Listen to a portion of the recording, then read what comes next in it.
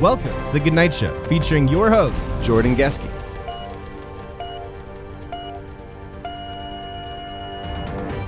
Cool. So, Drew, you want to tell us a little bit about yourself? Yeah, first we got to do the Instagram thing. Oh, what's the Instagram? Every time I'm going to do the what's up Instagram fam. We got to get, you know, when you watch Hulk Hogan do a podcast, Yes. you'd be like, Yeah. Okay, so hold on, here we go. I always do a video and upload it later. Nice. All right, Instagram fam, it's your boy Geske from the Frontiers. Believe it or not, we are here on the What's Good podcast with Jordan Geske. So this will air sometime later, but yeah, this will be fun. Just doing some chats. I don't know. Cheers, everybody. We'll keep you updated. Talking music, talking life, talking food, talking what's good. Yeah, what's good in Calgary. So they're doing this new podcast. So stay tuned. We're not the only ones on it, obviously. And cheers, everybody. Hopefully your week is awesome. Yeah. We've had 2 episodes we shot like this week, and you're the third. We got another one Cool. Lined up for early next week, and we're firing them off right now. Nice. I got a lot of big projects coming up at the marketing side of things, my other company. So I just want to kind of fire off as many as I can and get them going. Wicked. So this one will probably be live in like a week or 2. Yeah. Cool, man. Yeah. So spit we had them out right Tyson Ray Borsboom. Yeah, he's yesterday. awesome. Yeah, he's great. And then we'll do Brett Cassidy. Brett's a great guy, good buddy of ours. Wicked. And then yourself for that's like the 3 music ones I have lined up right now. And then did one with my business partner. And then we have some tattoo artists coming on, Awesome. some business owners. We have some videographers, actually, some guys who were doing some documentaries coming up in Calgary. So there's a cool little lineup going on. And we were doing a podcast before this, but it was more like business oriented, and that's such a unique niche. And I just thought, may as well just use the logo and see how that goes. Yeah, why not? I mean, you guys got a great reach, so it's probably like you put an invite It's out, been it'll fun. happen. Yeah, we just hit 100K, so it's been 2 years, so it's been That's all right. a wild ride for that one. Yeah. Cool, man. Yeah. So you were just you want to tell us a little bit? We were just talking a little bit about the Flames. And Yeah, the you Flames. guys were just at the game. You want to tell us a little bit about like what that's like? You've been doing it for a while. They picked us up in 2019 for after game stuff when we won the Roughnecks Got Talent Oh, really? competition, which that in itself is like a hilarious story. Oh yeah, we'll have to. I have never heard of that. I could summarize it. Basically, I heard it going to work one day on the radio. Yeah. And so the Roughnecks are amazing. If no one goes, go to a game. They're actually so ridiculously fun. The culture around lacrosse is like, they troll each other like crazy. Oh, yeah. And there's all these like, right, if you've been, Yeah. the announcers do all these like shit talking and stuff. It's amazing. So we didn't know. And so they're trying to blow up that portfolio that year and do a little bit more and sort of brand it differently. So they do the Roughnecks Got Talent, and it's like, I heard it going to work and I'm like, this is the stupidest thing I've ever heard of. I'm like, who would actually apply for that league? These like joke dance bands and stuff. That's all I could think of, right? Like these novelty acts. So I was like, whatever. A couple months later, out of nowhere, I'm going on a work lunch and I'm like, what was that thing again? It just kind of popped up. So I'm like, screw it, I'm gonna apply for that. And just this is how the Frontiers are. Like we seriously kind of don't care about anything. So I'm just like, why are you applying? Because we're the best. Yeah. What are you gonna do? Be the best. Yeah. Like literally that's how I did it. Yeah. Throw on our Instagram, our website, whatever. 2019 was a crazy year for us. Yeah. We're killing it in every other environment. So I'm just like, who cares? Then about a month later, I'm checking our website analytics and we had huge hits. Oh, really? Which I only do that like maybe once a month. So I was like, message the band in our group chat. Hey, it sounds like someone looked at us. Day later, I got a call from Amy from the Roughnecks. Shout out to Amy. And she works for the Hitmen now. And she's like, Drew, I want to bring you in for the audition of this. So there'll be 6 auditions and it's going to happen on a Tuesday in November. You got to bring all your stuff to the dome itself in the little, the Telus Club. So it was a hassle to bring all that in there. We roll in and it's the entire Flames management. So in the dome, right? Like the management and the Saddle Dome team and whatever. Dancers and mascots are like these judging crew. They have like a media thing happening. They do these interviews and stuff. So we're like, oh shit, this is kind of a big deal. Yeah. So we do our 3 songs put together for like that 6-7 minute performance. Right away we won. They said, they told us afterwards we became friends with everybody. And they end up giving multiple groups an opportunity, but we end up doing the home opener. So Jake and Blake, shout out those dudes from the Flames, were in the group that was there, and they were like, oh my God, this band would be so good for regular after game performances. The Flames wasn't super coordinated around everything they were doing, so Jake got us like basically on payroll. Yeah. So from that happening, we ended up doing Flames games and all the rest of it, which eventually in the pandemic led to us playing in the stands. Yeah. For other reasons. That's Which is another really cool. Yeah, that's another funny story in and of itself, but that's where that all kind of started. Yeah. So leading right up to the pandemic, I think we did about 13 after games with them. Yeah, that's And they were awesome, man. Yeah, Like, a lot of fun, I bet. Hey? Roughneck You stuff meet a is lot of ridiculous. the players and stuff. 100%. Like not so much in that way. They would come out every once in a while, Yeah. and then the staff kind of freaks out, and the patrons and stuff are going to say hi. Yeah. But Roughnecks would always come Probably out. not Those, a fun place those dudes to be were for sweet. the players. Yeah. A lot of fanboying and shit. Yeah, but we just did the Flames bonfire event on October 4th, so we did meet all the players there. Yeah, that's awesome. We did a feature song for them. We did our feature song, Puck Drop, on that stage. So what are you playing between puck drops in the stands? Or? Well, in the stands is just during intermissions. Okay, cool. Yeah, so we do about 5 minutes in there, and they blow it all up, throw a logo up there. It's this huge to-do. It's really... That'd be wicked. It's amazing, man. Yeah. Oh, that's sweet. It's the first few... We did it... So then we did the home opener just this last weekend. So... That was our 20th in-game performance, and like we're used to it now. But in the early days, you see yourself up on those screens, you're like, "Whoa!" It's like, okay, here we go. That's wicked. Yeah, there's about a half-second delay, or at least the reverb delay, even if it's not a delay. Actually, the sound is bouncing in that room like crazy. Yeah, it's a big space. Yeah, and so I always play with like one ear out. We're always using in-ears, and that kind of gets you as well. Yeah. So I bet. but there's this crazy delay happening, but it's at the same time you just kind of go for it. So yeah, that's crazy. Well, shit. If you have any cool BTS videos, send it over. That'd probably be a cool post to show people. Yeah, for sure. People would probably be interested in that. Yeah, for sure. So this Roughnecks thing, did they do that often, or was it a one-time thing? No, the Roughnecks. So we like overall now we've done 3 or 4 halftime performances for them. Yeah, I meant the competition though. Oh, the competition I think was a one-time thing. Okay, cool. That's cool. Yeah, because and then in the new year, in the pandemic coming into the Flames double round, they did like the Red Lot. And so the same team that runs the Red Lot are the same people in the company. This is, I believe this is the case, is who we network with for like all the Stampeder stuff. So the Flames is in these different divisions, it seems. Fact check me, I might be wrong. But it's like, and so that team carried us over into like doing Stampeder stuff, pre-game stuff, after game stuff. Yeah. And so they have these little divisions, and if you're a good fit, they pick you up. And there was a few other bands in their network. Yeah. And then people from the country scene, there was a certain agency, I believe, because we saw it they kind of weaseled in there after we were in there. So the Frontiers stay true to our name. We usually come in first around a lot of stuff. There's some poetry in our name. We've done that a lot. First ones to do a lot of stuff. We're like literally on the Frontier. So it's like, and then the scene is people come behind you guys are becoming like a Calgary staple, right? Like yeah. I see you guys around a lot. You guys have a lot of fun and stuff. So it's a pretty unique band too. Like how many people are there now? Like in the 10 Frontiers? now, 10. and then there's about like 5 regular subs. Yeah, who are all friends now, and we play and we just rock out. And how many of you like will be at a location on average at once? So we're trying to build out a 6-person band every time. Yeah, and this new year with the new members, like Kaylee and Sophia joining, they both came to us at shows. Sophia had harassed us for a while. Yeah. And showed up at the Flames New Year's Eve gig earlier this year, right? Yeah. 9 months ago, and harassed us in the moment. Hey, let me sing with you guys at this show. And I'm like, really? And then I was like, yeah, no, the novelty might be nice. We brought her up. I'm like, can you sing Dreams? We're in the break, right? And then we're coming into the countdown and all that. So I'm like, we'll bring in third song after the countdown. Yeah. Come sing Dreams. She's like, I can do it. She killed it. So she's in. Knocked it out, hey? Yeah. A month later, we're playing this amazing company party out near Banff. And then Kaylee's part of that company. She's like super drunk. And she comes up to us and she's like, I want to sing. Coincidentally, Dave, our piano player, is quite integrated into the corporate sector. Yeah. He knows a lot of people. And he knew Kaylee from before as well. He's like a concert pianist and stuff. And he's like, Kaylee's pretty drunk. And she's like, I want to sing a song. And I lean over to Dave. I'm like, you know her, right? He's like, yeah. I'm like, can she sing? He's like, dude, she's got perfect pitch. Yeah. She sings in choirs and stuff. I'm like, no way. So I'm like, can you do this song? She came up, just freaking killed it. That's awesome. Yeah. So then that was the thing. And I was like, I'm too busy personally to do 150 shows a year. Yeah. So Craig, and we're already splitting the band in two, you guys at least, sometimes more. I was going to say, do you ever do like 2 locations at once? We do now, yeah. That's so crazy. We started flirting with that last summer with Craig, because Craig's a killer front man, has been in some of the best bands, Rooks, his main band, Zoo Lion, Northern Beauties. He's just outstanding. Him and I had been songwriting and doing things together in the scene for years. He joined the band in the pandemic.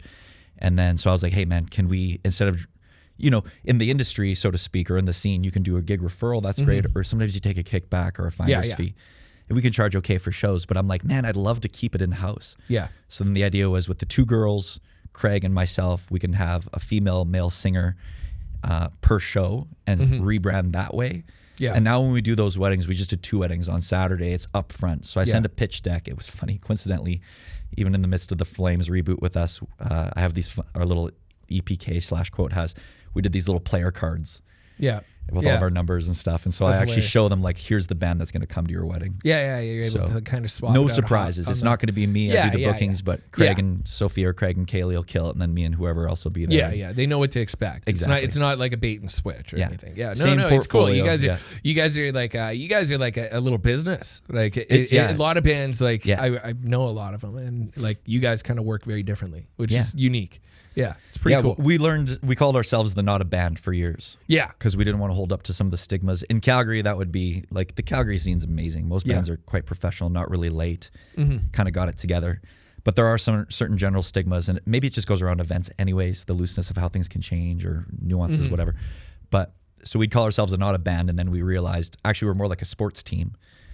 And realistically, there's like a lot of jock energy in the Frontiers. That's what might surprise people. We're really like, and then there's also like, we consider ourselves like contractors basically. So it's like we are kind of a small business. Yeah. You guys are a small business. You're contractors. And there's a lot behind the scenes. You have a service that you're providing, absolutely, right? Which is really cool. Yeah, and the growing portfolio at all times, so it feels really good, man. Yeah. And you said you guys kind of just knock out a lot just on the fly. We were chatting before. You like sometimes we haven't even practiced the song. They request it, and it's just you guys have it. We don't practice. We don't. I've seen you a few times. I think most recently I saw you we actually had an event at Bottle Screw Bills. That's right. And the person I wanted, not that I didn't want you guys, but the person that we had lined up, they got sick. So Jeff was like, we can just tell Frontiers to kick it around. And that was the last time that I saw you guys live. So that was great. That was a cool little event. We threw like a influencer event. Just, give back to the community. We work with we have like 35 influencers that we work with we're in constant contact with. We do a lot of like social proofing for businesses, right? Be an influencer for you guys. Yeah. We'll do it. Yeah. Why not? Exactly. No, that's a great idea. I love that. Yeah. No, that's cool. We'll have to talk more about that. Yeah. It's fun, man. We love creating content. Like What's Good isn't really our main business. It's it was kind of a passion project that really fucking blew up. Yeah. We do like web development, app development, graphic design. And we have a team of 9 over there, and then What's Good and we have production. These are like cinema cameras, right? So it's like, they seem really nice. Yeah, it's fun. It's kind of What's Good kind of just blew up, and now it's becoming like a full-time gig, and it's like, and me and my partner are talking like, maybe I should go over to What's Good full-time for a bit and stuff like that, right? So it's fun. There's a lot growing, right? And it's a fun brand to work with. We want to work more with musicians and artists and stuff like that. We do a lot of giving back to small business, like restaurants. Like most of the videos and posts and things to do stuff that you see on our page, we do for free. Oh, right? Really? Yeah. So everybody thinks we're just like selling ad space constantly. No, most of our money is from like people see our talent at certain things, rather the graphic design or the web, and then they reach out. Your professional and they're like, hey, can you do that stuff it for us, right? So then we sell through my marketing company. Okay, Well, cool. What's Good is kind of just it acts on just full promotion basically. Yeah, like if like a big franchise or a big company or somebody who can foot the bill reaches out, we charge them, and we charge them accordingly. We'll charge bigger businesses more than smaller businesses if we're going to charge a small business too. And we tell them like, hey, most of what we do is for free. Sadly, not for you. We want to keep doing it for free, right? So we want to work more with artists though. We recently released like the playlist that we did. It was like 100 local musicians. So that's very cool. We try to promote that a bit, and we want to do like some consumer events, get some like bands together, have like a big show, like a What's Good festival. So that'd be wicked. Yeah, I think it'd be fun. We'd make it fun. Yeah. Cool, man. Yeah. So I didn't realize you're coming out of the summer. It was a busy summer, I assume. Super busy. Yeah. Maybe too busy. Yeah. Yeah. With everything else, with life and work and families and stuff. That's fair. Just I feel out of control, that, man. Yeah. Out of control. I'm having a kid in January, so life is just like it's at its peak busyness. You try to do everything, right? I'm trying to sell my condo, buy a house. I got 4 businesses I'm running, and it's so I feel that. Got to set the stage for that, because you guys a lot busier in the summer than winter. Or? So our slowest time is January, February, March, but still like we're always playing at Grey Eagle. We have a monthly there, and then we've had other residencies. They want us back out at the Northern and Fernie. I don't know if we'll end up doing that or not. We'd love to, but we've had amazing times playing out there for years. We still do 2 big shows with them a year. But so these residencies backfill, and then now with the Flame stuff happening again, we have a verbal confirmation on some of the Roughneck stuff happening. Yeah. So we always kind of backfill those dates in our calendar just so they're on hold, so to speak. And then and then there's always the people call us in for all sorts of random stuff all the time. So yeah, right now about 95, at least 95, maybe higher % of our gigs every year are by request. Yeah. Which is a pretty rad place to be. That's awesome. Yeah. That's And the money's wicked. good. Yeah. We're always working people's budgets, but fundamentally where we're going, even all the company stuff, it's the craziest thing. We work with one agency, PM Gigs. Shout out to those guys. Pat's the man. We'll throw him up on the screen somewhere. PM's great. So Donovan loves when I say that. He's like, So, but that's the only agency we work with. We're fully independent otherwise. That's awesome. There's a few people that book throughout the city, and they will, use us for gigs. Yeah. And reach so, out. And so they're like, I've got the right band for you. And then always in the industry, there's something in it for them. Yeah. They're taking their 20% cut or whatever, and we're easy. So it's, So anyway, so that's the kind of the vibe. But going into the winter, we usually pop off in December. We've got like 3 weeks of pretty insane like corporate gigs Christmas and stuff. parties. Yeah. Christmas parties. Yeah. And other things. Inglewood night markets are always happening too. Chico, shout out to Chico, is booking all those right now. So they're smaller because they're at that space in near Inglewood or whatever, the farmer's market spot. Yeah. Inglewood Farmers Market's great too. I love that place. Yeah. That's wicked. Yeah, you guys, do you ever put on like Christmas outfits for your parties? Or? We're gonna do one at Ranchman's on the 20th, December 20th. Ranchman's, shout out. We'll put it up. We get so many clips from these. You're gonna see 1,000 clips. Every time you do a shout out, you're gonna get a clip. Okay, cool. So we're gonna do. We'll have our 10-piece band. We'll have a full band at Ranchman's. Yeah, don't make us work too hard. Yeah, we'll do a Christmas thing there. I hit up Sheldon from Grey Eagle. I was like, "You guys want us to do like a Christmas show here? Do something fun there?" Yeah. We did. After doing the Flames stuff a lot, coming out of the pandemic as well, we did like Flames away games at Grey Eagle. Those are always fun. Yeah. Grey Eagle's like serious. Cool. It's just the best spot. Like it feels like a resort casino in there, or like a cruise ship a bit. Yeah. Like I'm not like a big time casino guy. Actually, I've never officially gambled. I've made more money than anyone else at a casino because we work.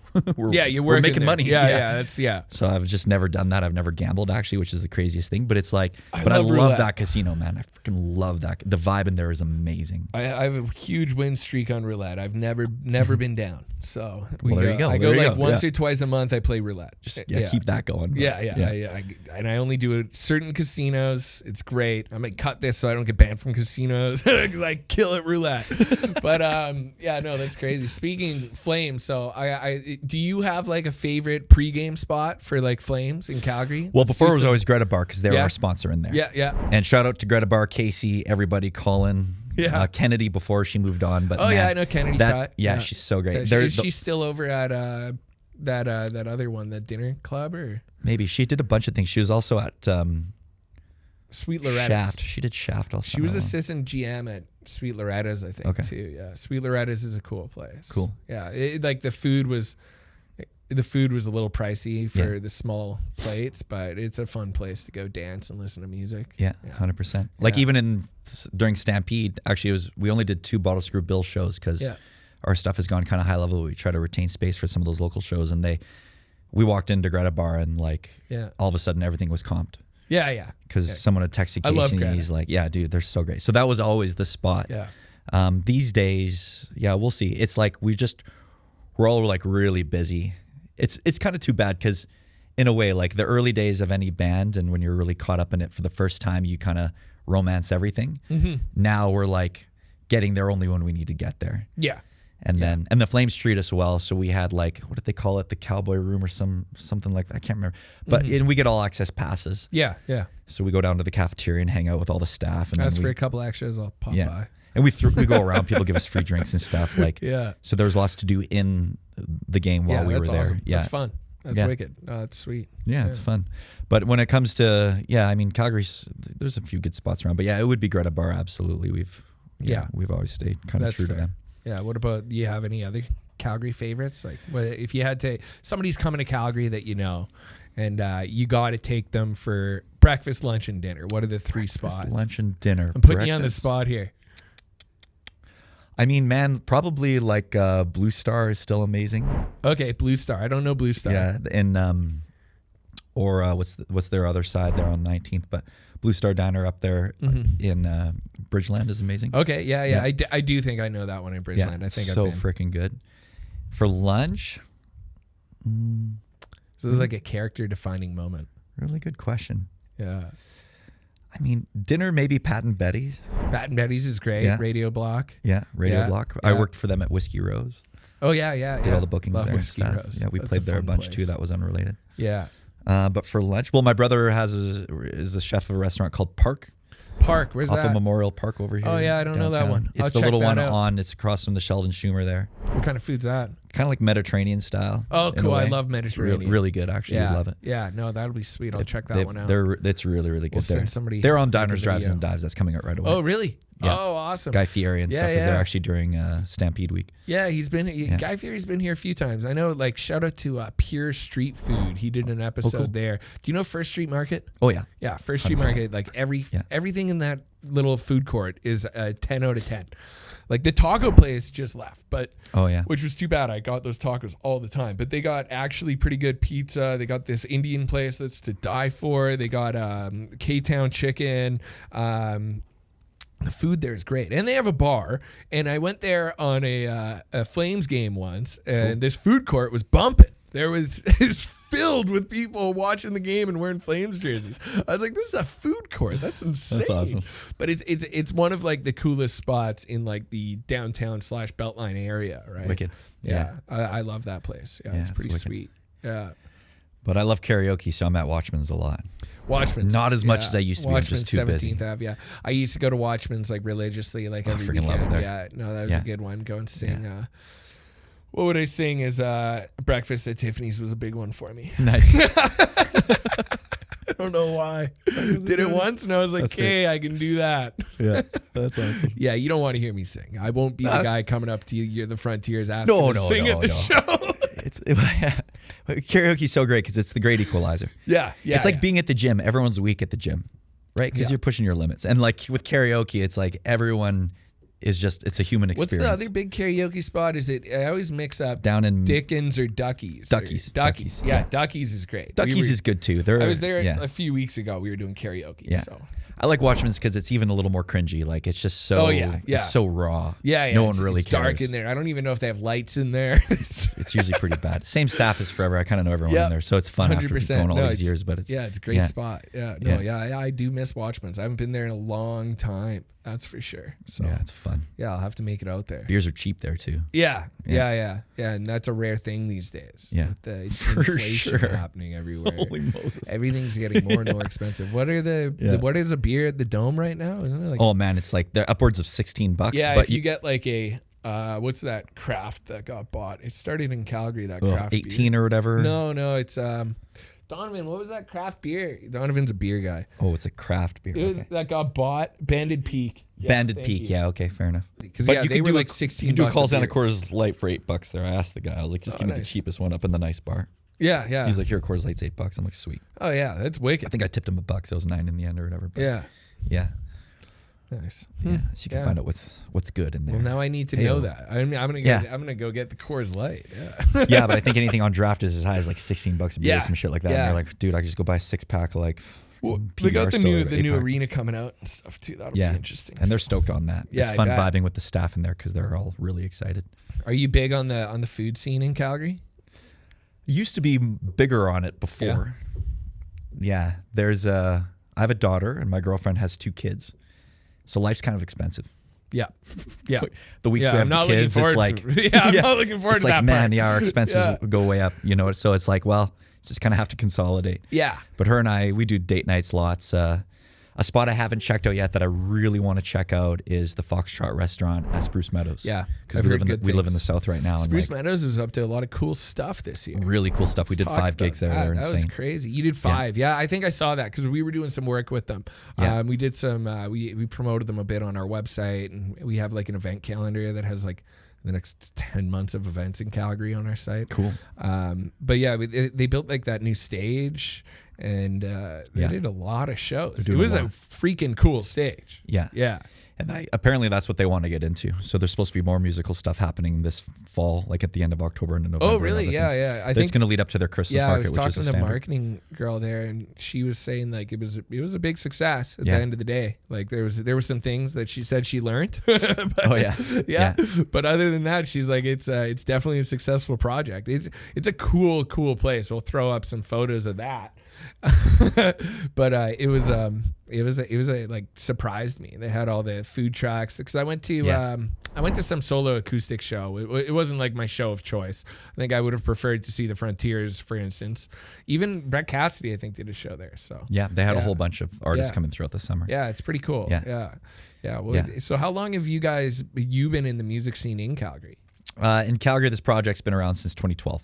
The end of 2012, really active starting in 2013. Do you remember like your first gig, like live show? Yeah. Yeah. What was that? So to do the entry point into the scene, I did like some open mics kind of and little features. But the one spot back on 50th on McLeod, I forget what it was called, Blind Beggar maybe was like the first one. Because, there are like kind of venues to get an entry point. And then we just filmed everything. Yeah. We filmed like doing an EP in a little studio. Yeah. We just needed as much content as we could even back then before Instagram and everything was really popping off. It's like you still needed a way to like email somebody and be like, hey, here's a video of kind of what we can do. Yeah. And then we started doing like little coffee shop shows. They'd give us an afternoon. We'd bring in some gear, start rocking out. From the very foundation of the Frontiers, we didn't rely on venue spaces ever. Anyone in the band at the time, and now that band kind of flipped over. And it started as a band called Sea Legs. Yeah. And we did a rebrand in 2017. Nice. There's some nuances to that, but I'd been in a touring band out of high school and college. Yeah. For 2 years we toured, we did all this stuff. So I kind of knew what was going on, knew how to kind of get this thing going. And then it was like, I knew I didn't want to be tied to venues always. Yeah. And Long McQuaid is amazing for renting stuff. We rent to own. So we own all of our gear now over years, but it's like, bands that are tied to playing just in a venue where there's a formal stage and all that. It's like, dude, you're going to stall out playing 1 or 2 shows a month because you got to be able to take this thing everywhere else. Yeah. So, and then just in the spirit of celebrating and being around community, which is the vibe that we always brought from the very get-go, people were like, wow, we'd love to have you for a wedding. We'd love to have you for this, love to have you for that. At the time, Spencer, who was booking the Palomino, we played there a lot back in those days. Yeah, so he was the first guy to say like, "Hey, come do some Stampede shows and come do a wedding." So we did the first ever wedding at the Palomino. Oh, really? That's wicked. Sea Legs did before. Yeah. We have a video of that actually, so it's really cool. So, so there's some nuances there, and it was in those moments that we realized like we're an original band still. We consider ourselves an original band. But yet we do like, all these covers and remixes because we just do them our way because we just don't actually listen to these songs. So it's like, I think I know the chorus. Yeah, totally. So then it's just like, and that's the campy kind of nature of the band, which I think kind of sticks. I love that. Yeah. So it's like, anyway, but at the same time, because you want to please the crowd, we're not like a band that's trying to force feed people our musical expression. And I appreciate that. Don't get me wrong. That's cool. It's like you want to be that thing and you're like, you're down tempo or you're hardcore band, you're whatever you are. I love all that. But it's like just there's a world for that. But if you want to gig like, 20 times a month like we do, you got to appeal to the popular crowd.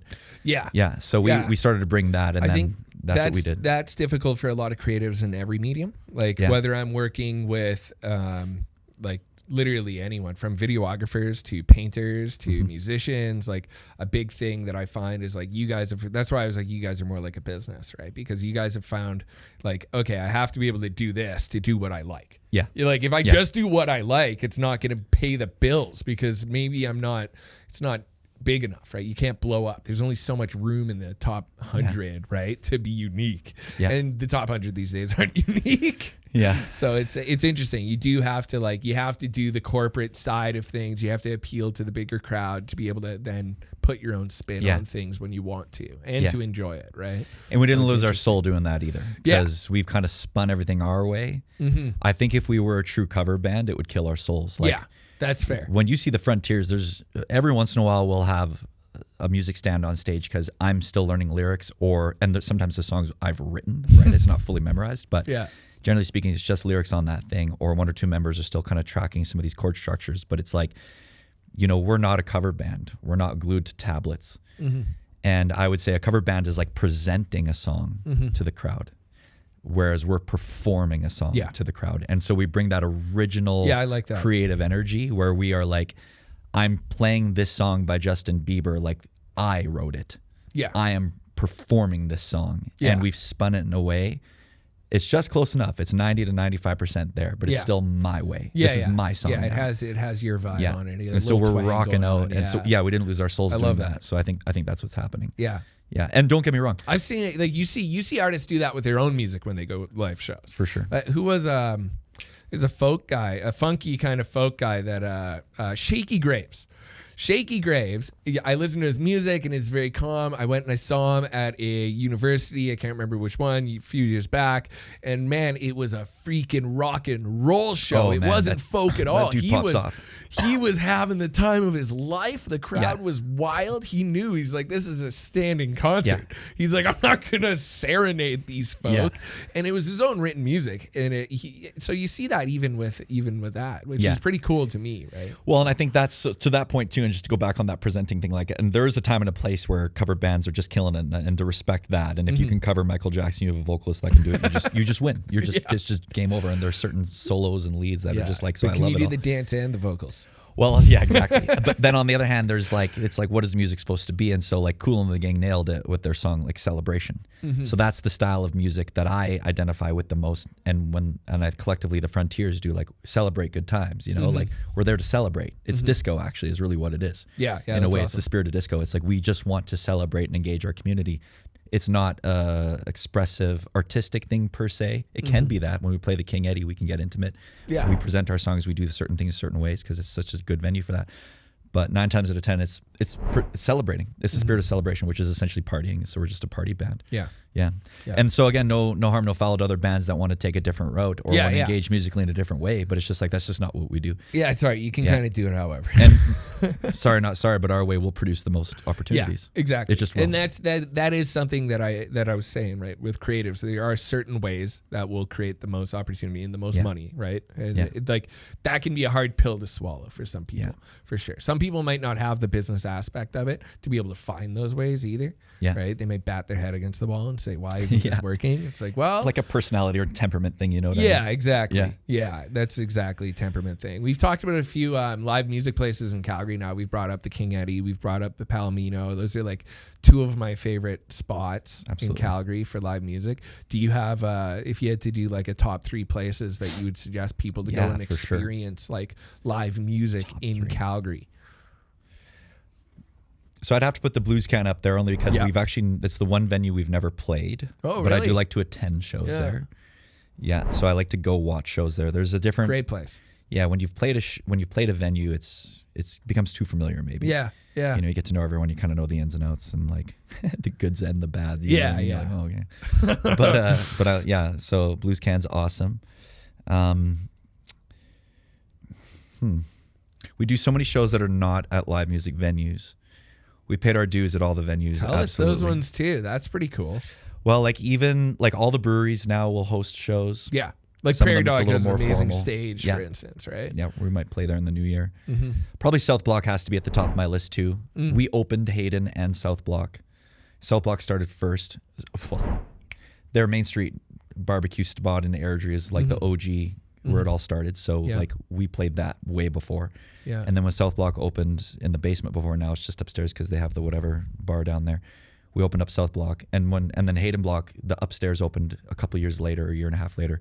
We did the opening weekend there. Yeah. So they've kept us really close, and we did their festival 2 years now. That's awesome. We couldn't do the evening show because we were already booked for a wedding, so we just like did the afternoon slot, but we kind of headlined that last year as well. So that's wicked.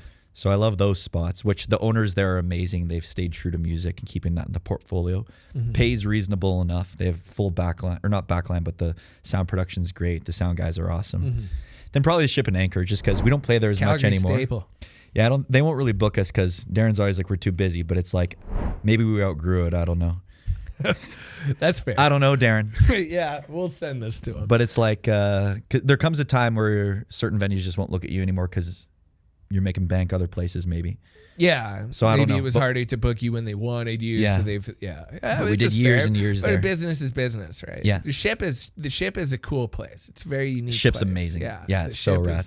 That's like it's like definitely a Calgary staple at this point. 100%. Yeah. They got like the Ship Nog will probably be coming out pretty soon. They do like the Eggnog charity fundraiser. Oh yeah. That's a good time. Yeah. It's a messy time.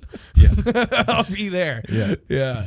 So shout out to the Ship. No, those are good picks for sure. Yeah, I wouldn't have thought of South Block, so that's interesting. I'll have to it's check so good that there. out for music. Yeah. The team's been solid there for a few years, and Yeah, it's really good. The vibe's awesome. It's always busy in there. Food's good. Everything's reasonably priced, I think. No, yeah, it's interesting seeing, like, I've been learning a lot more about the Calgary music scene as we started kind of like, I work with Brad Cassidy. He works with us, and then we started the music playlist, and I'm like, holy crap, like that playlist, I was like, there's people on here that are like unfucking believable. Oh yeah. Like, I don't know if legit. they'd be that good live. Some of them are really well produced as well, right? Yeah. But like the playlist blew my mind. There's ones on there. My business partner is like, dude, I would compare this girl to Beyonce or yada yada, For right? sure, And for it's sure. like, I'm like, damn, like Calgary has some incredible music going on. So it's kind of been opening me up. So that's why I'm like, I got to bring on a few different artists and kind of focus in on that and learn a little bit more. What about would you have anything to kind of pass as advice to like up and coming Calgary artists or people who are even just up and coming artists in general?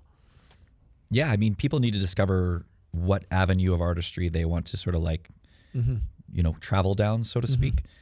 In my opinion, the most tangible, obviously, but the best bang for your buck and financially or anything would be running after stages. Yeah. I wouldn't waste my time on heavy duty recordings right away. Yeah. It is great to get there. Yeah. And it's like we've 4 albums and we've done lots of singles and it's great. And you want that for yourself, if anything. But stages are amazing. It's better than awards. It's so much more tangible than anything else. Booking people care about the music too. So like songwriting is by far the most important thing probably in the midst of that. Or bringing a songwriter's kind of edge to even like learning cover songs and whatnot. Yeah. So I don't know. So yeah, learning how to write songs, learning how to listen to yourself, building a solid team.